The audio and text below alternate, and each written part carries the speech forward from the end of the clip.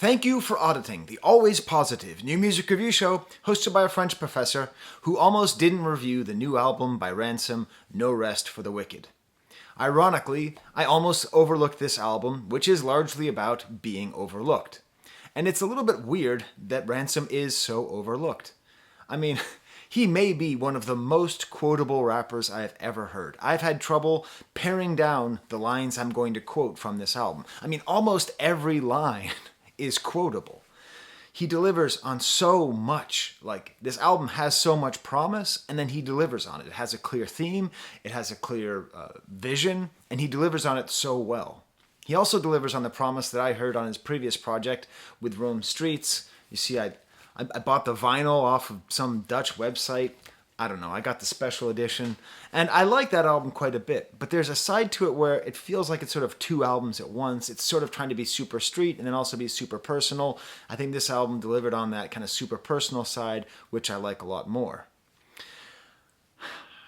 The GOAT debate is... I love the GOAT debate. I love it the same way that I love, like Mount Rushmore debates, you know. I'm a fan of Boston sports radio. I listen to a lot of Boston sports radio. I'm from Boston. So, you know, there's always the discussion, you know, like, is it Bill Russell or is it Larry Bird? Is it David Ortiz or is it Ted Williams? Is Tom Brady? All those questions. And you only have four. You can only fit people up there, you know. It's a dumb debate. And in Boston sports radio, it usually ends up becoming weirdly racist. But when it comes to, like, the GOAT debate, who's the greatest of all time, the problem with it is how do you realistically compare Lil Wayne and Rakim? You know, like, totally different eras and areas and everything. What I like to focus on more is the GORN. It's a term which I don't know if it already exists. If it doesn't, here it is. Who is the GORN, the greatest of right now? You know, hip-hop is very much about competition, about being hot now. It's not always about who was hot in the past. So, you know, I love Jay-Z. Jay-Z's great, but he hasn't put out an album in a long time. Does he belong on the GORN list? He may be the GOAT, but is he a GORN? And I think this album shows that Ransom is definitely in the conversation of the greatest of right now. I mean, I put him right up there with his fellow New Jersey native, Mock Hami, as, like, the most exciting rappers who I just think, if they release something, it's going to be really good. What's interesting about Ransom's style, though, is he's so kind of understated. He's so kind of right down the middle that it's easy, I think, to overlook him, which is, I think, why people must overlook him. And I don't mean to... It sounds like a backhanded compliment. It's not. I mean, a lot of this album is about this feeling that he has of, like, why don't people respect me more without being whiny about it. One of my favorite lines from the album is, "My brother told me to bare my soul, and that's what I'm doing this time." And that's one thing that really comes through on this No Rest for the Wicked, is it really feels personal. And it really is about his life, about fame, about the lack of fame, about money, about moving out of the streets, about being a welterweight. Okay, I'm going to be getting in over my head on some metaphors coming up soon, but just follow me, okay? I'm going to go through the album, and I'm going to start with the first track, and that's going to be my stamp. I think you should have listened to it. It's called The Hawk, produced by Streezy. On the whole, the production on this album is good. At times, it's great. It's hard, because his style is so right down the middle. In terms of, like, you know, he doesn't have a very flashy delivery, but then his rhymes are so good that for some reason, like, the way the beats interact with the voice, it doesn't always jump out at you like it may for other rappers, like, even with the same producers. But, you know, we're going to start off with this song, which, first of all, starts off with a quote from Nicki Minaj. I fell down this rabbit hole this morning of looking into the history of Ransom and Nicki Minaj. I wasn't paying attention to music back then, so I didn't know. Apparently they used to work together, and Ransom mentioned that he gave her bars or gave her verses, and that was interpreted as saying that he ghosted for her, which she didn't, and she got really mad, which of course she would be, because as a woman in this industry, she's always going to be disrespected and expected to have ghostwriters, and so there's this whole unnecessary clash. So it's not very promising that it starts off with this Nicki Minaj quote. I'm going to come back to this later. But then we just get to a beautiful song that illustrates what makes Ransom so good.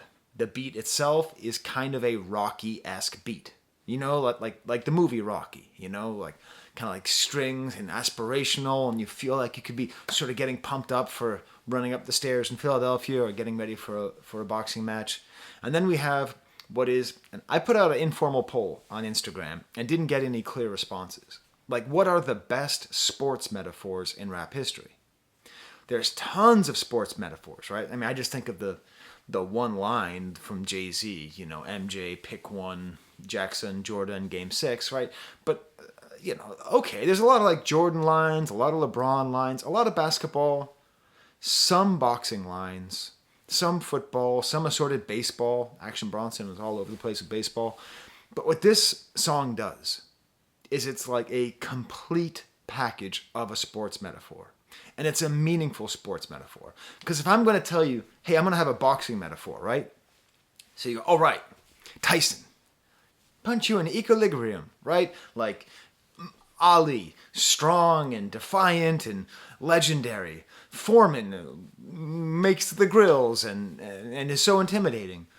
Mayweather, the Klitschko brothers, whatever. You're always thinking of these great heavyweights. And that's what most of the metaphors are for boxing. Just great heavyweights. But there are, and I did research for this, 17 different weight classes in boxing. 17.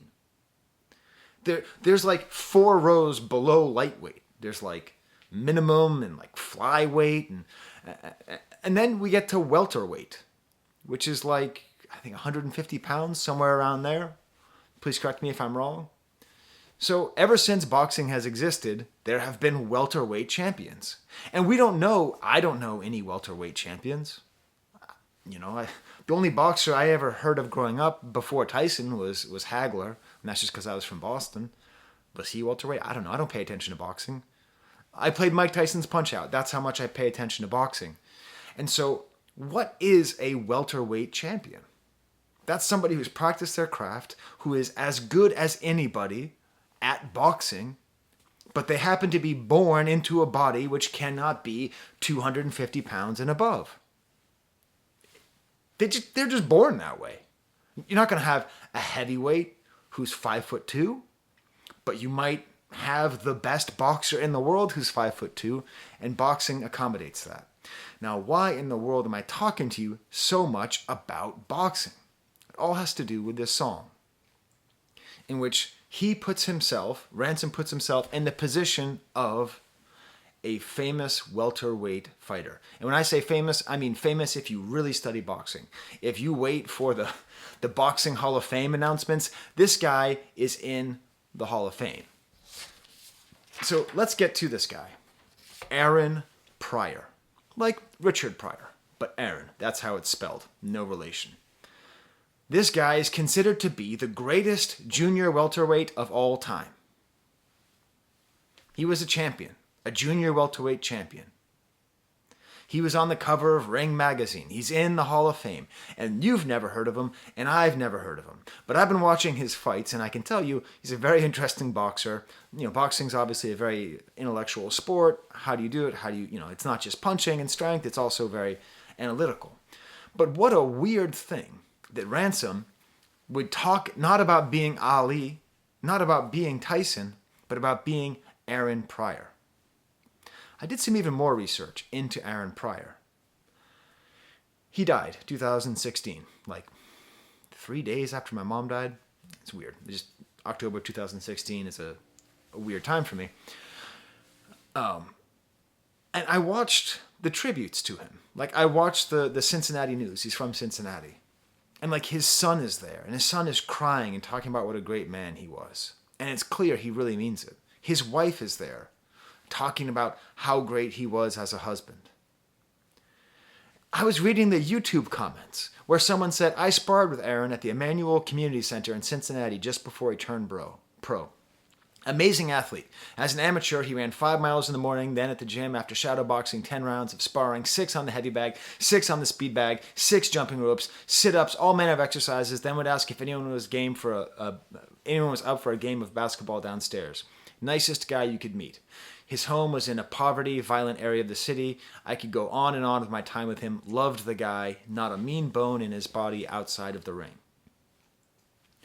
So here's this question about Aaron Pryor. You've never heard of him before. I've never heard of him before. He's considered to be one of the greatest to ever do what he did. He's not better known because he wasn't born into a body that would allow him to be that well known. But should we really feel pity for Aaron Pryor? I don't. I would rather be Aaron Pryor than Mike Tyson.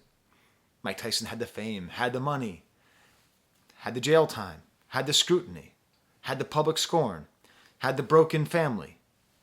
Aaron Pryor was a boxer who made money, did what he loved, had a family who loved him and cared for him, and then he died. That's who we should actually aspire to be. If we're going to be sports metaphors, we should be that. So he has this line in this song where he says, "Been a star." What's the line? "Been a star, but they labeled me a journeyman."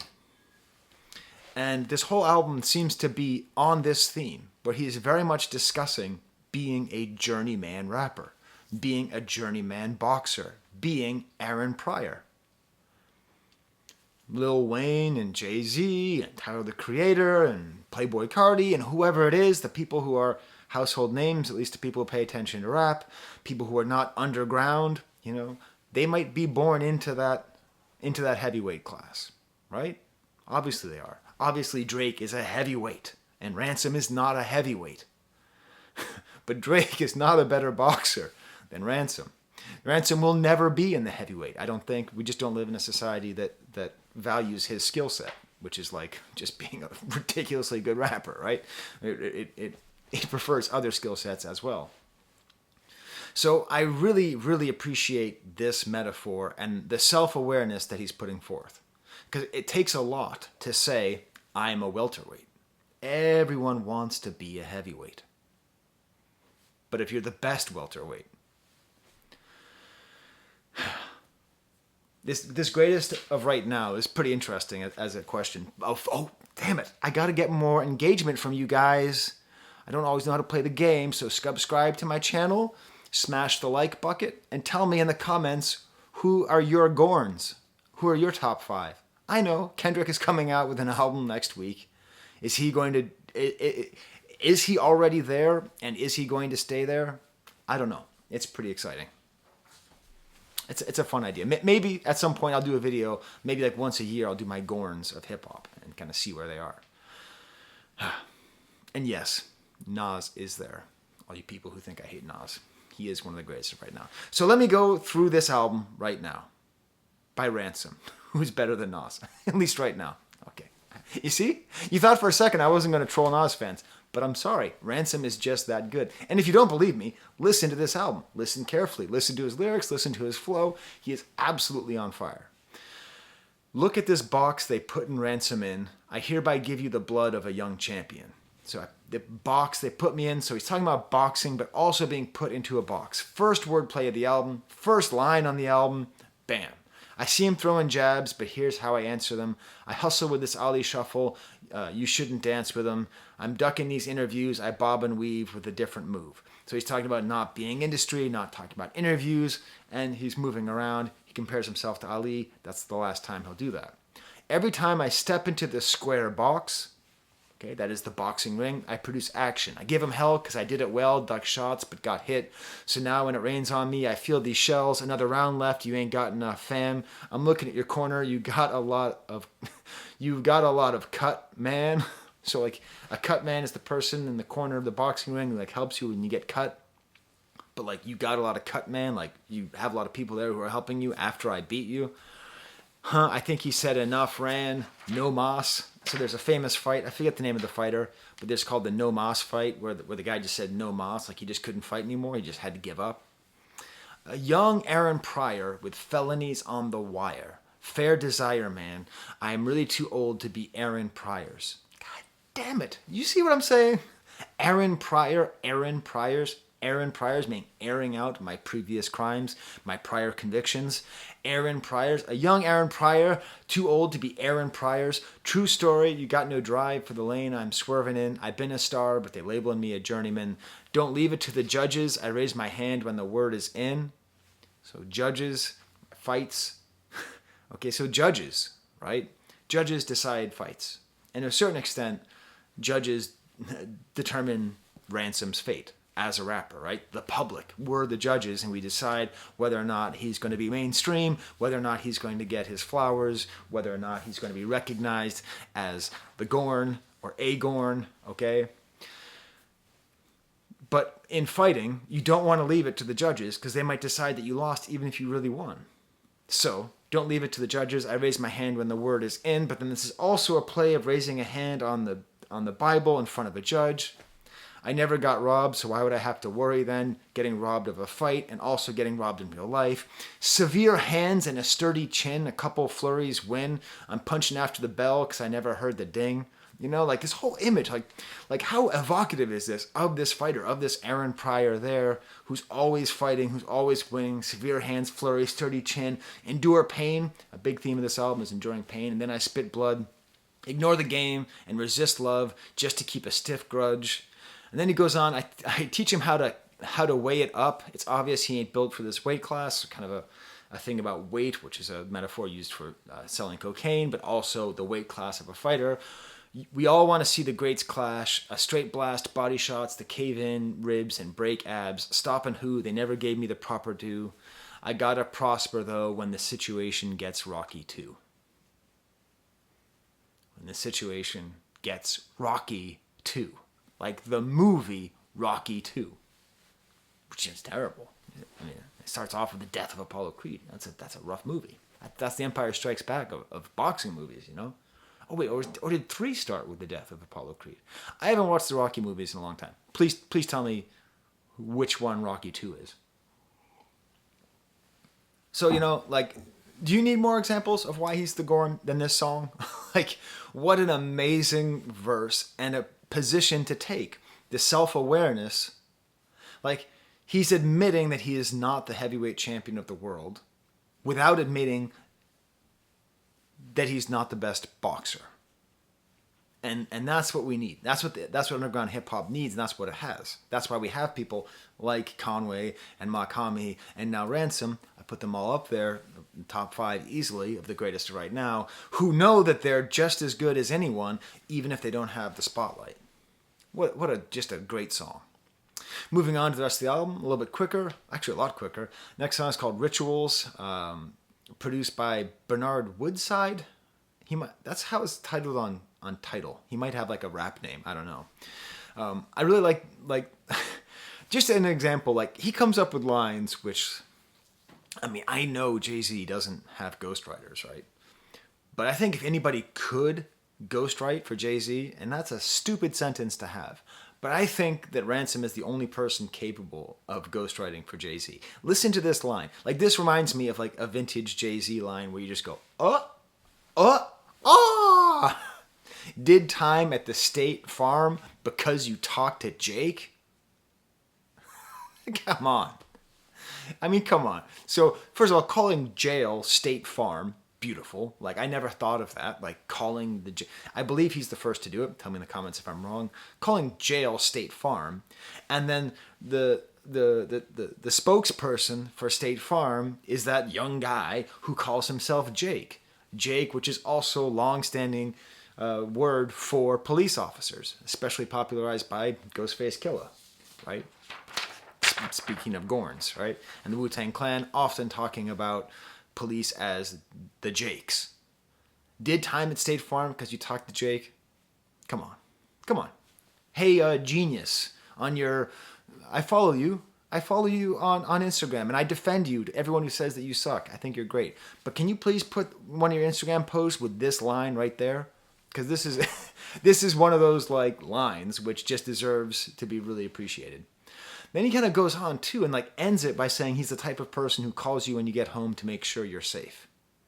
And that's that other side to him that's very clear, that he's older and he's gentler. He's a maybe not gentler, but thoughtful. Like he has a really wise position. And this is a thing which is great, that now that hip hop artists are being allowed to age, they didn't used to be allowed to age.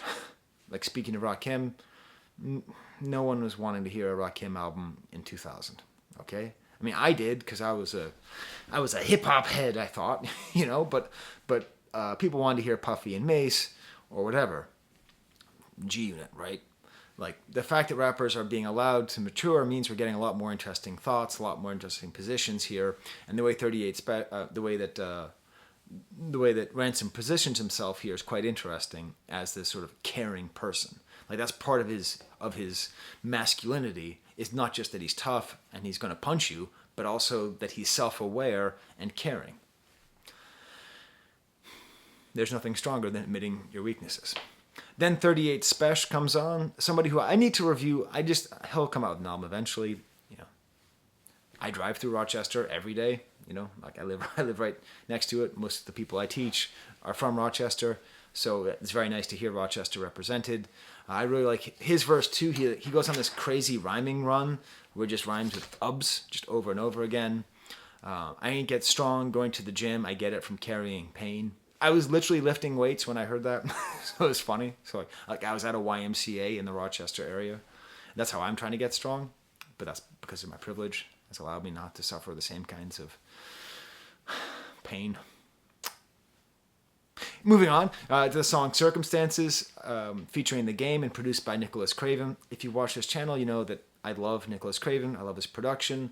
I think he is, you know, and speaking of GORN, there's a GORN for producers as well. You know, like, who are the top producers right now? He's definitely up there.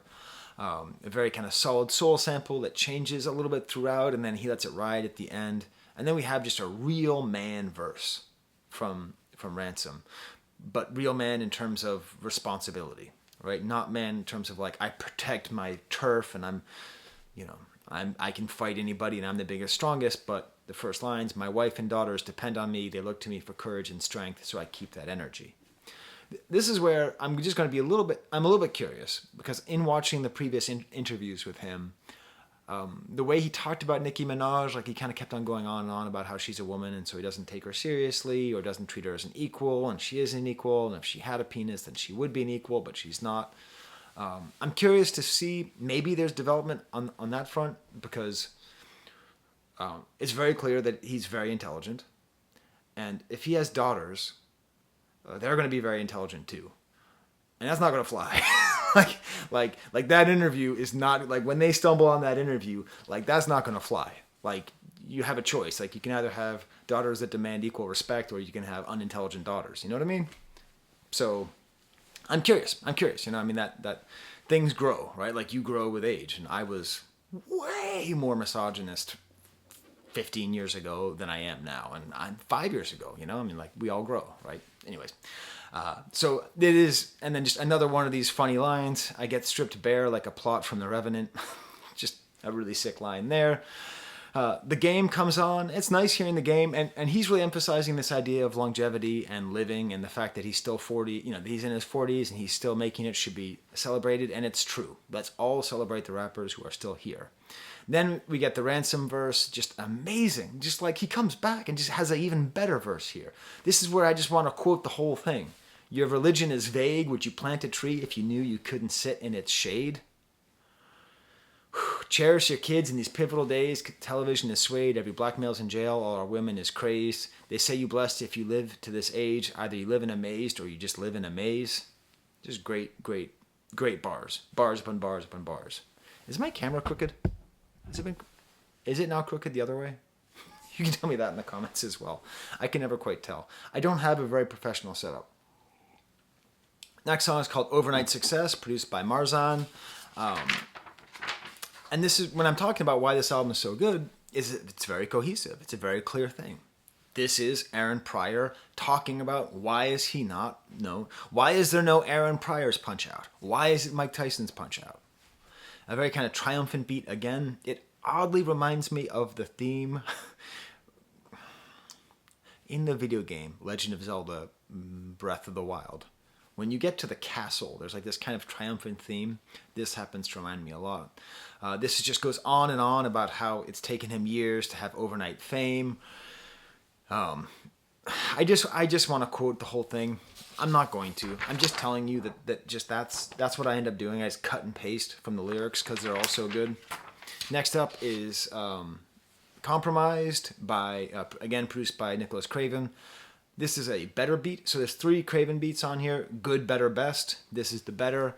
The way that he cuts together the voice is just really nice. At a certain point, they say, "Hey, where'd you get this from?" He says, "No, sample snitching." And this is my problem. Like, I understand I have in the past done what people call sample snitching. But I stopped because, like, I understand that it actually impacts people's lives, right? So I don't want to take money off of Craven's plate. And whoever rap, the fact that rap got really boring at a certain point in terms of its production in the mainstream is directly due to Gilbert O'Sullivan suing Biz Markie for Alone Again back in '92, whatever it was, right? Like, so it really sucks because we used to have a lot of great samples and then we didn't. So I'm not going to sample snitch, but it is like my favorite thing. Like, my favorite thing is sample sleuthing. It's like I'm a sample sleuth, and I don't do it because I want to get people in trouble. I do it because I want to appreciate their artistry. I want to see how deep is the crate and how good are you at identifying the contents of a crate, right? Because you can find, like, you know, Laplander polka, you know, and like, oh, that's the rarest thing you're ever going to find. But do you know how to actually get something out of that? Anyways, it's a great beat. Just kind of standard, I'm a good rapper stuff, I'm a tough guy stuff, but he just does it so well. Like, Ransom does this so well. Again, if anybody could ghostwrite for Ransom, I know I'm pissing a lot of people off. I mean, could ghostwrite for Jay-Z, and I know I'm pissing people off when I say that. We ain't got a meat. If it's beef, I'll make you a vegetable. It's a great line. If beef, I'll make you a vegetable. We ain't got... So we don't have to meet, but meat is a homonym with the word meat as in the food that you eat, and also meat as in to make the acquaintance of somebody. If it's beef, I'll make you a vegetable. Rest in peace t-shirts. Artist making a sketch of you. Your brother want revenge, but that would make it a death of 2. Just awesome. I mean, this is just a great rap song. I gave you that other song, the Hawk, which, by the way, that was Aaron Pryor's nickname, was the Hawk. That's why it's called the Hawk. To exemplify this album and its large themes and its great vision and blah, blah, blah, blah, blah, blah, Professor. But if you just want like a sick-ass rap song, listen to Compromised, produced by Craven here. It's just great. Making It, produced by Mayor. Still on with this theme, a very kind of weird sample. This has a chorus. I don't know. I don't love his choruses. I think maybe, I don't know, like, it would be good to have someone else do the chorus, because like he doesn't have like a chorus voice. Like, certain rappers have like a chorus voice where, like, you know, they can make a chorus and it's going to be awesome and you're going to go back to it over and over again. Where some rappers, like, they have a verse voice. I'm developing this theory as I go. So if you're watching me, like, you're watching the wheels turn. But I mean, the great example in underground rap is Stove God Cooks. I like his verses as well, but he just excels at the chorus. It's just when he does a chorus, you're just like, oh, you can't wait for his chorus, you know? Lil Wayne's a good example of someone who can do both really, really well. Like, he can be a chorus guy where he can say things in a way that creates a kind of a hook, and he can just do bars upon bars. So Ransom doesn't quite have a chorus voice. But, I don't know. It's still a good song. An amazing line, never be so loyal that you betray yourself. Oh my God. Never be so loyal that you betray yourself? Ouch.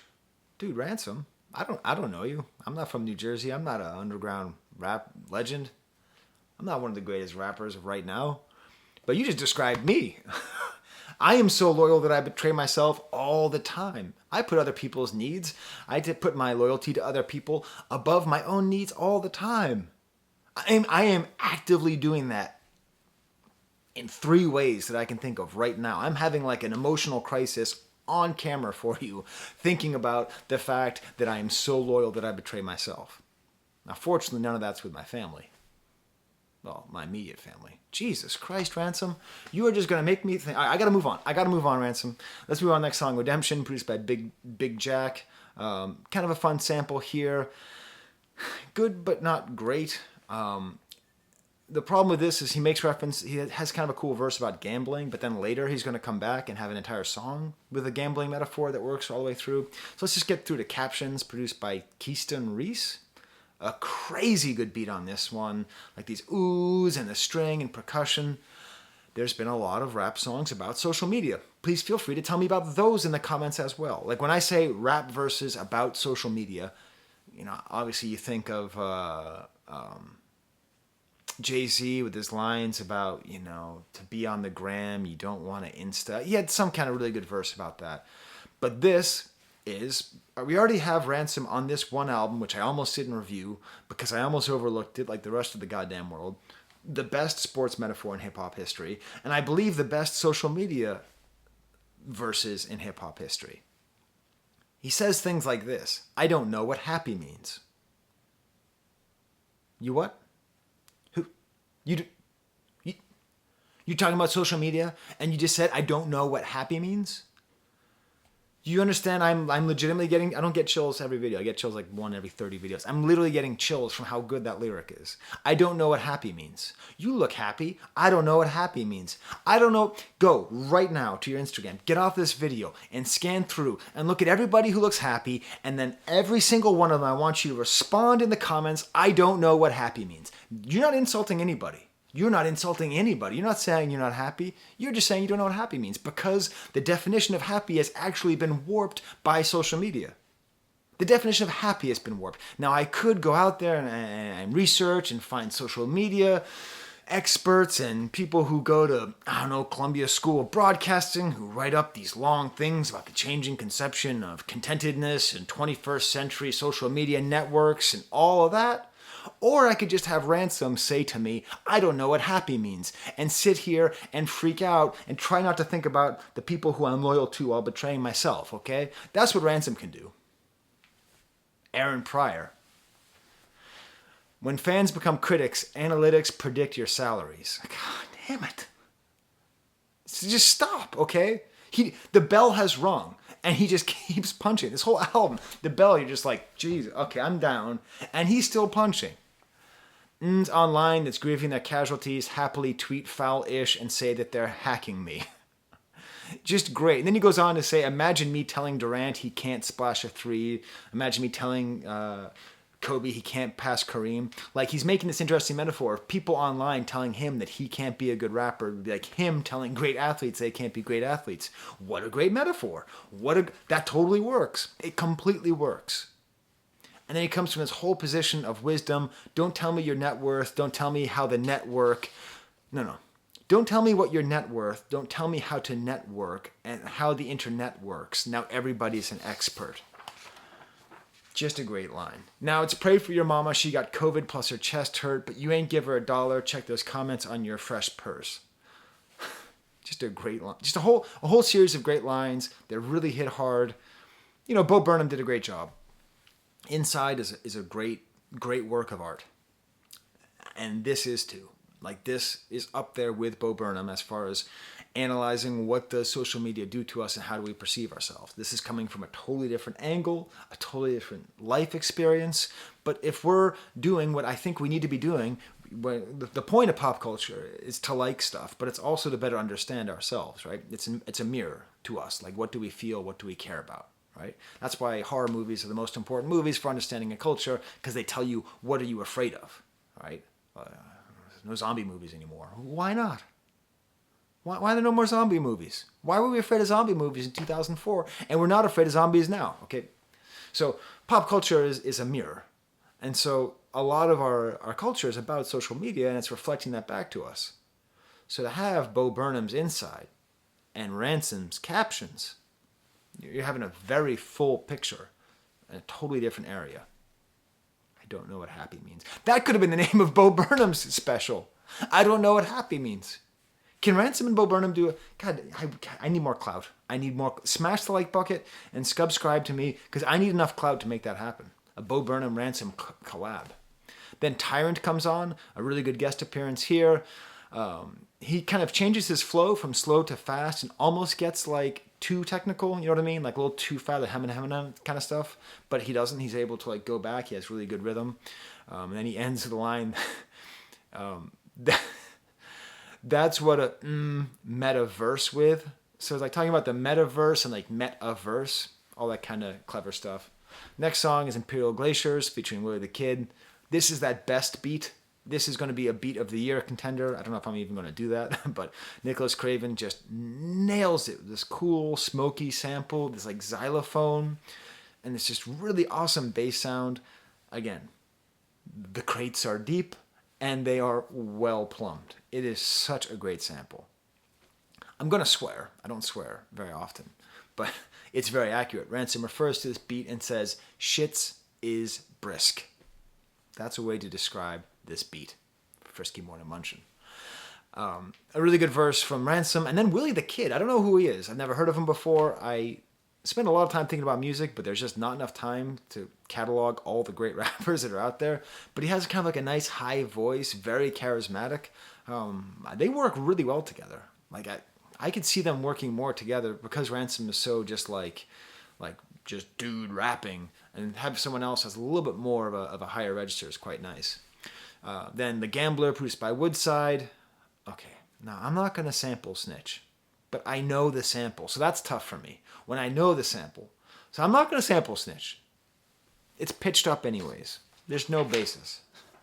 But at some point in the next couple months, I'm going to go to the Record Archive in Rochester, New York, and I'm going to buy the album where the sample comes from, because I checked my collection and I do not have this particular album by this particular artist who I love very, very much. It's a very good sample, but I'm not snitching. But you can say if you know when I post my picture of that album. And this whole thing is all about gambling.